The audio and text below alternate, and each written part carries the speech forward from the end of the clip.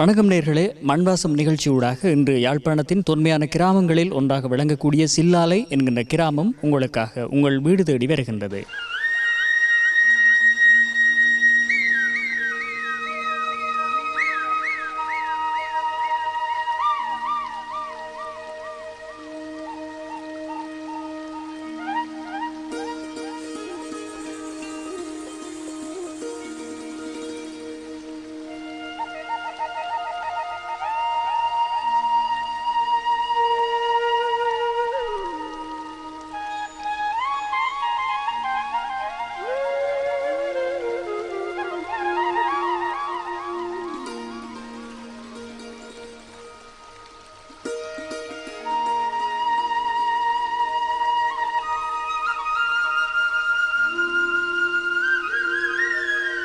ஒவ்வொருவருக்கும் தங்கள் ஊர்களின் சிறப்புகளையும் தனித்துவங்களையும் கட்டிக்காக்க வேண்டும், போற்றி பெருமை கொள்ள வேண்டும் என்ற கனவுகள் நிறைந்திருக்கும். அவ்வாறான சிறப்பியல்புகளுடன் யாழ்ப்பாணத்தின் பூர்வீக கிராமங்களின் வரலாற்றை எடுத்தியம்பும் வகையில் விளங்கி வரும் கிராமங்களில் ஒன்றாக சில்லாலை விளங்கி வருகிறது.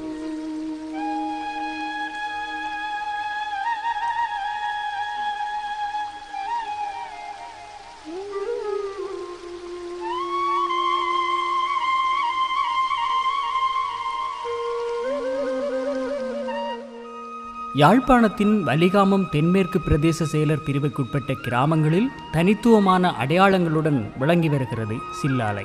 கத்தோலிக்கமும் பாரம்பரிய மருத்துவமும் சிறந்து விளங்கிய சில்லாலையில் இன்று பாரம்பரிய மருத்துவ முறை முற்றாக அற்றுப்போனதாக மனம் நோகின்றனர் மக்கள். சில்லாலை கிராமம் என்று சொல்லும்போது இரண்டு விடயங்களுக்கு முக்கியத்துவம் இருக்கிறது. ஒன்று கத்தோலிக்க மதம் சார்ந்த விடயமும், மற்றது மருத்துவர்களின் பரம்பரை வைத்தியர் கொண்ட இடமாகவும் இந்த சில்லாலை இருக்கிறது.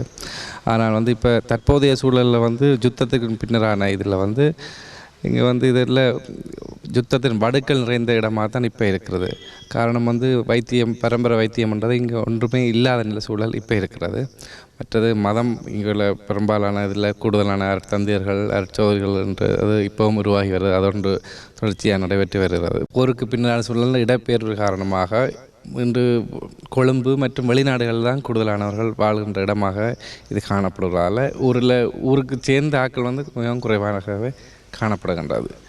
மற்றபடி ஆலயம் மற்ற ஆலயத்தில் வழிபாட்டு முறைகள் அது வளமையானது மாதிரியே விசேடமான விதமாக நடைபெற்று வருகிறது.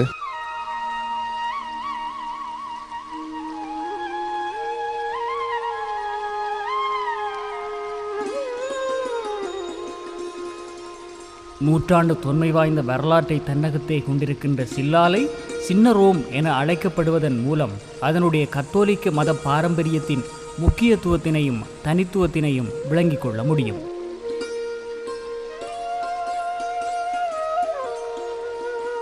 தேவாலயங்கள் முதல் கதிரமாத ஆலயம், அதுக்கு பிறகு சந்தியோமயர் ஆலயம், அதுக்கு பிறகு வேளாங்கண்ணி ஆலயம்.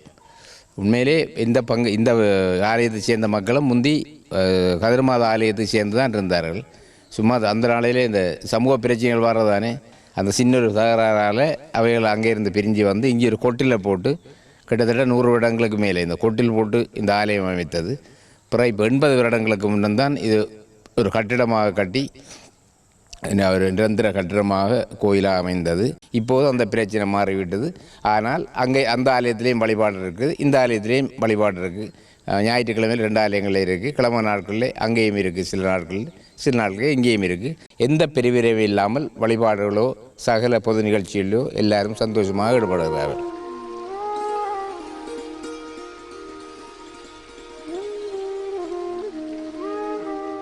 அண்மையில் இலங்கைக்கு பயணம் மேற்கொண்டிருந்த பரிசுத்த பாப்பரசர் அவர்களால் புனிதராக திருநிலைப்படுத்தப்பட்ட ஜோசப் பாஸ் என்கிற புனிதர் சில்லாலையின் தெருக்களில் தனது கால்பட நடந்து மத பாரம்பரியத்தை கட்டிக்காத்தார் என்கிறது வரலாறு. ஜோசப் புனிதர் இங்கே இப்போ 350 வருடங்கள் ஆயிற்று.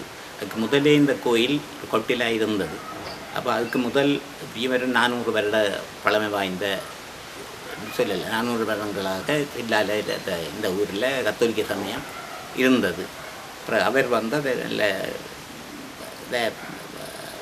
தனது என்னடா அந்த கத்தோலிக்க சமயத்தை அனுசரிக்கிறதுக்கு அந்த சட்டத்திட்டங்கள் இருந்தது. ஞாயிற்றுக்கிழமை பூசைகள், தேவதற்கு அனுமானங்கள் என்று சொல்லி. அப்போ அதுகளை அந்த நேரத்தில் பெற்றுக்கொள்கிறதுக்கு தனது கஷ்டமாக இருந்தது. அப்படி பெறுவதென்றாலும் மற்ற உள்ளாந்தட்டை ஆட்சியில் சரியான இல்லங்கமாக இருந்தபடியால் அந்த 50 வருட 400 வருடத்துக்கு முதல் இருந்த சமயத்தை திரும்பவும் புதுப்பித்து புத்துணர்ச்சி அளித்தது ஜோசப் தான். அவர் செய்தபடியாக இன்றைக்கு ஒரு அளவுக்கு 90% அதுக்கு கூடுதலாக கத்தோலிக்கர் இருந்த இந்த கிராமம் இப்போ 75% பள்ளினப்பட்ட எல்லாரும் வந்ததுன்றபடியாக அப்படி குறைஞ்சிட்டு. ஆனால் அந்த நேரம் 90% நாங்கள் சின்ன படிக்கிற காலத்தில் 90% கத்தோலிக்கர் உள்ள ஒரு கிராமமாக இருந்தது. அதுக்கு காரணம் இப்போ புனிதர் பட்டம் கொடுக்கப்பட்ட ஜோசப் வசதிகள் தான். அவற்றை அடியொட்டி இன்றைக்கு எங்களோட ஊரில் இந்த சில்லாலை ஊரிலேயே கிட்டத்தட்ட 40 குருவானவர்கள் இருக்கிறார்கள். எங்கிட்ட சொந்த மண் ஆக்கள். அதே மாதிரி கிட்டத்தட்ட அதுக்கும் ஒரு 35-40 சிஸ்டம் ரெஃபரன்ஸ் சிஸ்டர்ஸ், பிரதர்ஸ் எல்லோரும் இருக்கிறாங்க. அப்படி அந்த அவற்றுடைய வழிகரத்தில் வந்து அந்த அந்த விசுவாசம் வேரூன்றியதால் தான் இந்தளவு நிலைக்கு சில்லாலை வந்தோம். இன்று வரையில் பெருமளவான பங்கு தந்தையர்களையும் அருட்சகோதரிகளையும் மிக கூடுதலாக பிரசவிக்கும் புனிதம் வாய்ந்த மண்ணாக சில்லாலை விளங்கி வருகிறது. கத்தோலிக்க மதத்தினை தழுவியுள்ள மக்கள் இந்துக்களுடன் சகோதரத்துவத்தை பேணி வாழ்ந்தார்கள் என்பதற்கு ஆதாரமாக அந்த கிராமத்தில் உள்ள இந்து ஆலயங்களை பார்க்க முடிகிறது.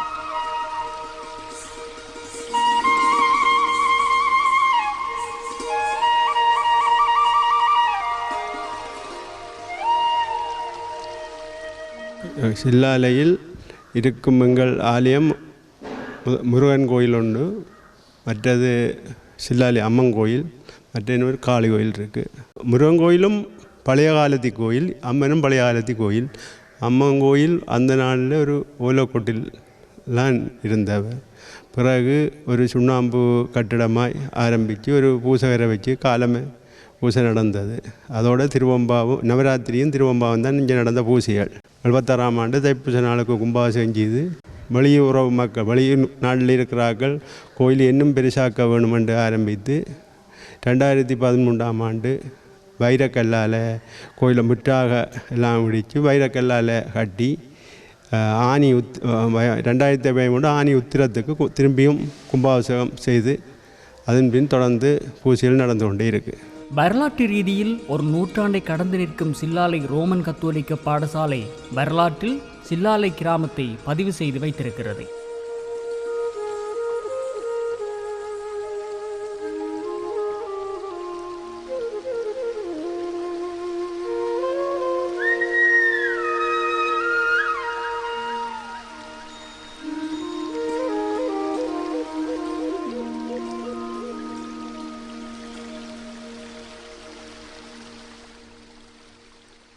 சில்லாலை ரோமன் கத்தோலிக்க தமிழ் கலவன் பாடசாலை 1890ஆம் ஆண்டு ஆரம்பிக்கப்பட்டது. இது தரம் 1 தொடக்கம் 11 வரையான வகுப்புகள் இங்கு நடைபெறுகின்றன. 890ஆம் ஆண்டு ஆரம்பிக்கப்பட்ட பாடசாலையானது மிகவும் பழமை வாய்ந்த பாடசாலையாக இயங்கி வருகின்றது. தரம் 1 தொடக்கம் 11 வரையான மாணவர்கள் 289 மாணவர்கள் இங்கு கல்வி பயில்கின்றார்கள். பாடசாலையினுடைய தேவைகள் என்ற வகையிலே எங்களுடைய பாடசாலைக்கு ஆசிரியர்களுடைய தேவை பற்றாக்குறையாக காணப்படுகின்றது, தேவையாக உள்ளது. தமிழ் பாடம், உடற்கல்வி பாடம், ஆரம்ப பிரிவு ஆசிரியர், சித்திர பாடம் போன்ற பாடங்களுக்கு ஆசிரியர் பற்றாக்குறை நிலவுகின்றது. காப்போதா சாதாரண தர பரீட்சையிலே கடந்த ஆண்டு 42% சித்தியை பெற்றிருக்கின்றார்கள்.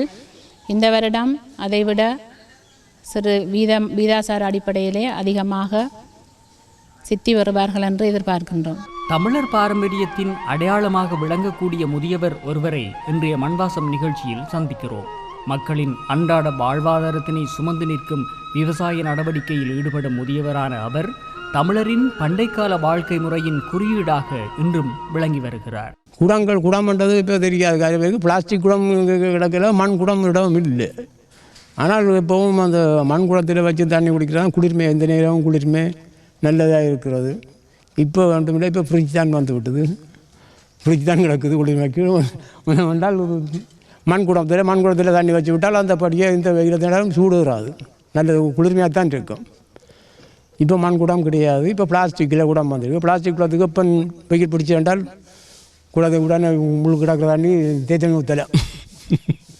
அவ்வளோ அந்த நேரம் அந்த அப்போ இருக்கிறதெல்லாம் அப்போ இந்த நேரம் பயம் அந்த வலிக்கிட்டால் காலை வலிக்கிட்டால் இந்த சின்ன பிள்ளையிலேருந்தே தொழில் வேலை செய்ய துவங்கி விடணும்.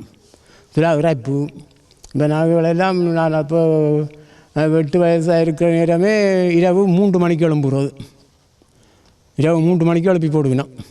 வேண்டாம் இறைக்க போகணும், இறைக்க போனால் துலாவில் முன்னுக்கு பின்னுக்கு அண்டர் ரிப்பேர் வரும். கொஞ்சம் பெரிய ஆளுண்டபடியாக பின்னுக்கு நிற்பேன். நான் சின்ன ஆள் தானேன்ட்டு முன் துலாவுக்கு விடுகிறது. ஏன்னா பழகிறதுக்காக விட்டு தான் இறைக்கிறது.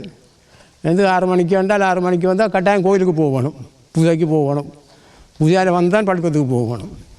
இப்போ பிள்ளைகளுக்கு அப்படி ஒன்றும் இல்லையே, இப்போ அப்படியானது ஒன்றும் இல்லை.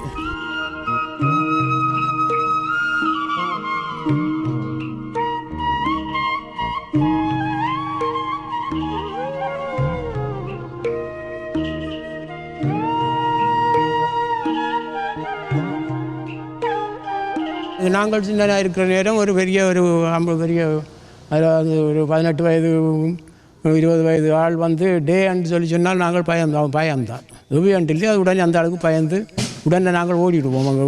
அவர் சொன்னது தான் செய்கிறது. இப்போ நாங்கள் இப்போத்த பிள்ளைகளுக்கு நாங்களே வயது போல நாங்களே தம்பி இப்படி செய்யாடான்னு சொன்னால் கிளாட்டு பிள்ளைகளுக்கு என்ன தெரியுமோன்று தான் கேட்குறாங்க.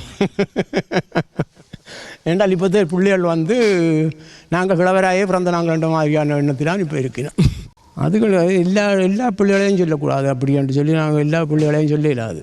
ஒரு சில பேர் அது இருந்தாலும் அது டிவியை பார்க்குறதும் கம்ப்யூட்டர் ஓடுறது அந்த இதுகளால் சில பிள்ளைகளும் அப்படியானதுகள் இருக்குதான், கெட்ட வழக்கங்கள் கணக்கு இருக்குது, குடிக்கிறது இதுகள் இருக்குது. ஆனால் எல்லா பிள்ளைகளையும் சொல்ல முடியாது. 1-2 அப்படியானதுகளும் இருக்குது, நல்ல பிள்ளைகளும் இருக்குது. சொல்லி கேட்டு இப்போவும் சில டே அண்டு உடனே என்ன இருக்கக்கூடிய பிள்ளைகளும் இருக்குதுகள், அப்படியான பிள்ளைகளும் இருக்குதுகள், இல்லையாண்டு இல்லை. இயற்கையுடன் ஒன்றித்து தமிழன் வாழ்ந்தான் என்பதற்கான அடையாளமாக அவருடைய வாழ்க்கை முறையும் செயற்பாடுகளும் அமைந்து வருகின்றன.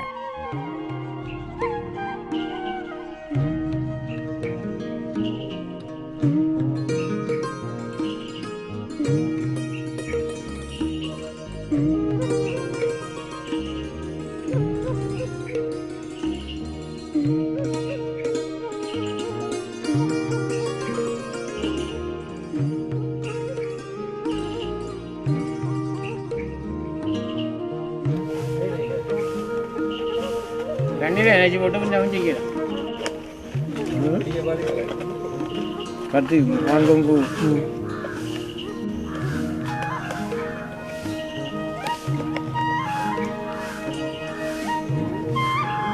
வடுவா செய்யலாம். நான் முதல் கட்டுவேன் இந்த மெடல் தான், இந்த மெடல் எடுத்து தான் கட்டுவேன்.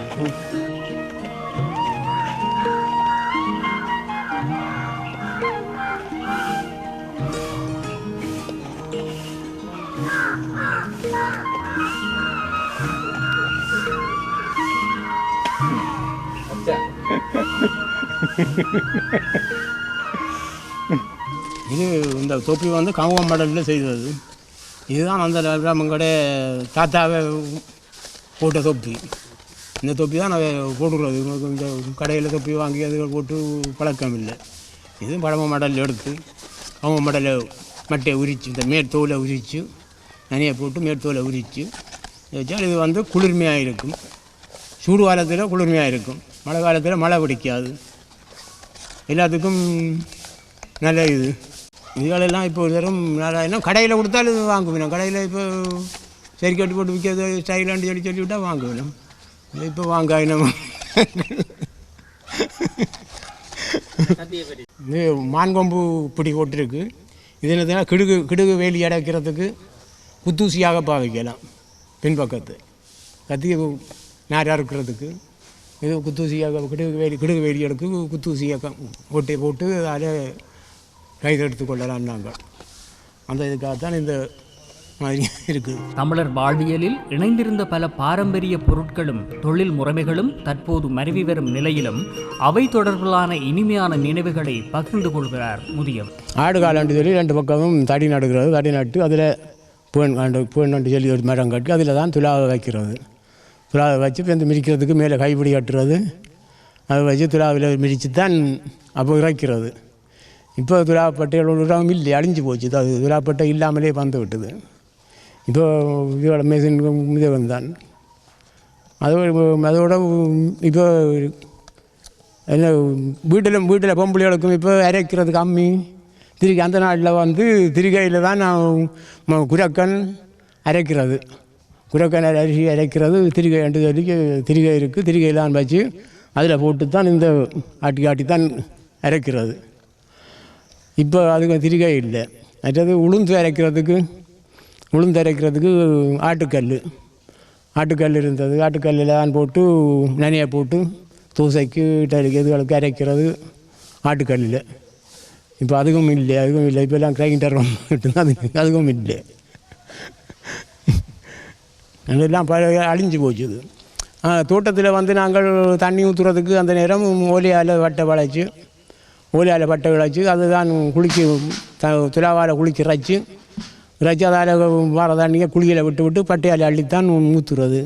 இப்போ அந்த பட்டை இல்லாமல் விழுந்து விட்டுது. அந்த பட்டை இல்லாத பிறகு அதுக்கு பிறகு வந்து தகரத்திலே அடித்து விற்றாங்கள் தகரப்பட்டு. அதுவும் இப்போ சரியில்லை. இப்போ பிளாஸ்டிக் கேன்கள் வாங்கி அதை வெட்டி போட்டு அதில் இருந்து தான் நாங்கள் தண்ணி ஊற்றக்கூடியதாக கிடக்குது.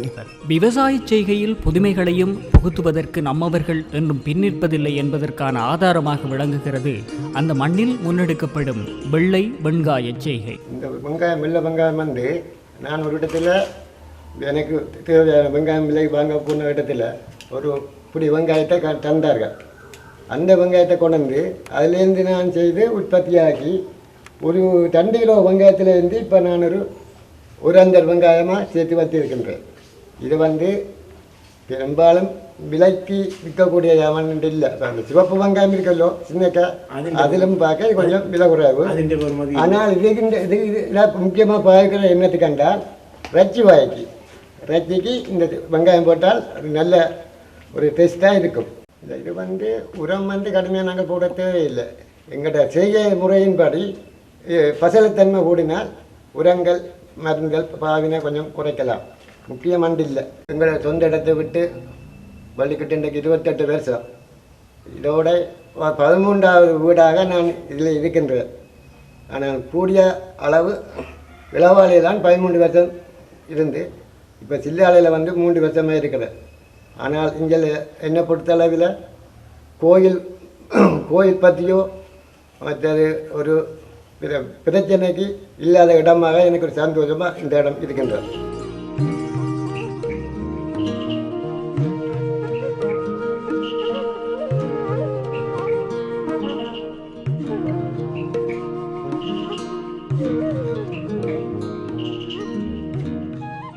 வெங்காயம் செய்கிறோம், மிளகண்டல் பூசணிகள் வைப்போம். நெல்லில் அதோட ஒன்றும் வைக்கலாது. வெள்ளை பிரச்சனைகளால் அதுகள் சரி பெறாது. வெங்காயமும் பூசணியும் தான் எங்களுக்கு முக்கியமான பயிர். வெள்ளம் வைப்போம். தம்புள்ள ஓடுற லைன் பேனுகளில் போட்டு அங்கே இருந்தவங்களுக்கு பட்டியல் காசுகள் கிடைக்கும். இப்போ நாங்கள் சாதாரணமாக இதுக்குள்ள 10 பரப்பு செய்திருக்கிறோம். கூலி ஆக்களை தான் வச்சுக்கிறேன். ஒரு நாளைக்கு ஒரு ஆளுக்கு 400 ரூபா கூலி கொடுக்குறோம். ஆண்களுக்கு என்றால் ஒரு நாளைக்கு 1000 ரூபா. கத்தோலிக்க பாரம்பரியத்தினை கூடுதலாக கொண்டிருக்கும் சில்லாலை கிராமத்தின் பாரம்பரிய கலை வடிவங்கள் இன்னமும் கட்டிக்காத்து வரப்படுகின்றன. கத்தோலிக்க கூத்துகளுக்கு பெயர் பெற்று விளங்கும் அந்த கிராமத்தில் முதியவர்கள் மட்டுமல்லாமல் கூத்துக்களை பயில்வதில் இளையவர்களும் ஆர்வம் காட்டி வருவது மகிழ்வளிக்கிறது.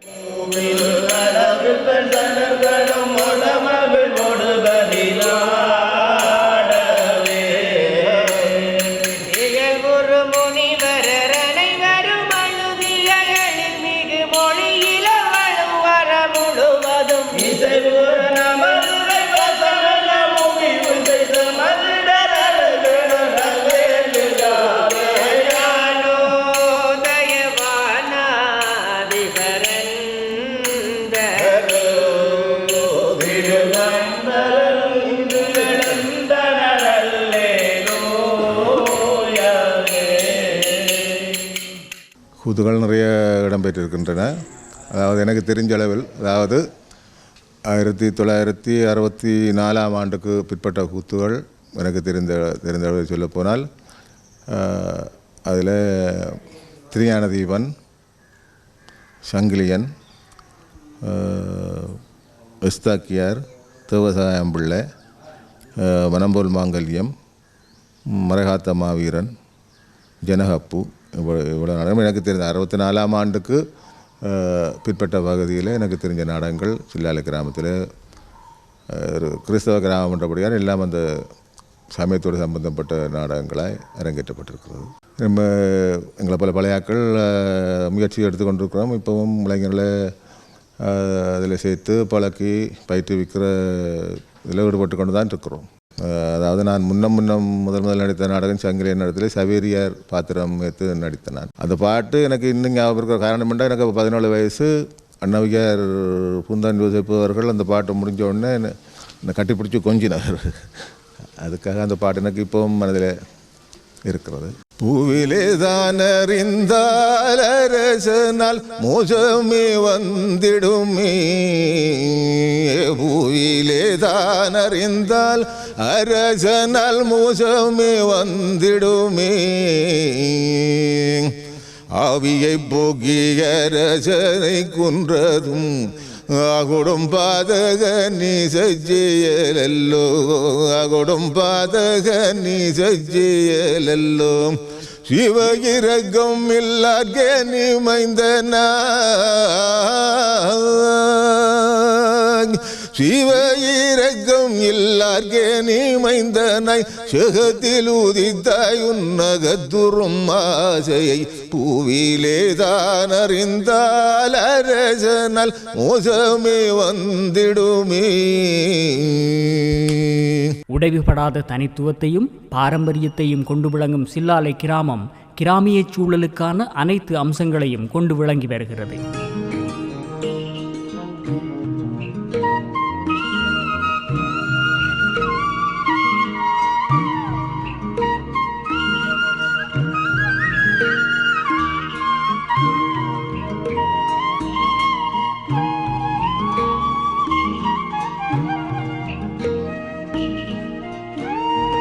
அந்த மக்களின் ஒற்றுமையும் நம்பிக்கையும் அந்த கிராமத்தின் தனித்துவத்தை இன்னும் பல நூற்றாண்டுகளுக்கு காத்து நிற்கும் என்று நம்பிக்கை கொள்வோம்.